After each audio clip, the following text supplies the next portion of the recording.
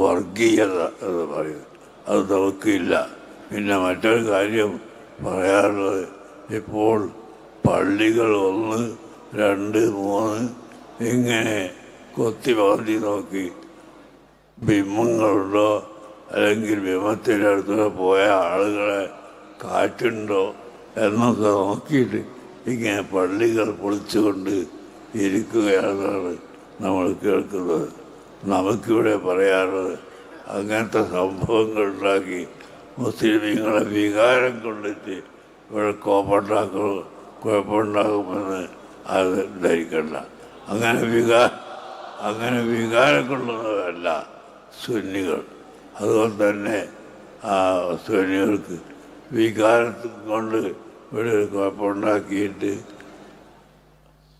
അതാണ് ചെയ്യാമെന്ന് കഴിഞ്ഞാലും, അതുപോലെ തന്നെ വിവേകം നഷ്ടപ്പെടുത്തി ജനങ്ങളെ കുഴപ്പത്തിലേക്ക് വലിച്ചിടാം എന്നാലും കരുതരുത്. ഇതാണ് നമുക്ക് പ്രധാനമന്ത്രിയോടും മറ്റുള്ള എല്ലാ മന്ത്രിമാരോടും പറയാനുള്ളത്. ഞങ്ങൾ അങ്ങേയറ്റം ക്ഷമയുള്ളവരാണ്. ക്ഷമിച്ചിട്ട്, അതുകൊണ്ട് നമ്മൾ ഭീരുക്കളാണ് എന്നല്ല അതിൻ്റെ അർത്ഥം. നമ്മൾ ക്ഷമയുള്ളവരാണ്. നാട്ടിൽ കുഴപ്പമുണ്ടാക്കാൻ ഒരിക്കലും നാം അനുവദിക്കുകയില്ല. കുറച്ച് അവിടെ ഇവിടെ 4 പള്ളിയിൽ കോടതി കൊടുത്തുകയോ ഉത്തരവ് വാങ്ങി കൊടുത്താൽ അപ്പോൾ മുസ്ലിമീങ്ങൾ വികാരം കൊണ്ട് ഇവിടെ നാശമുണ്ടാക്കും എന്ന് ആരെങ്കിലും ഉദ്ദേശിക്കുന്നുവെങ്കിൽ ആ ഉദ്ദേശം ഒരിക്കലും ശരിയല്ല.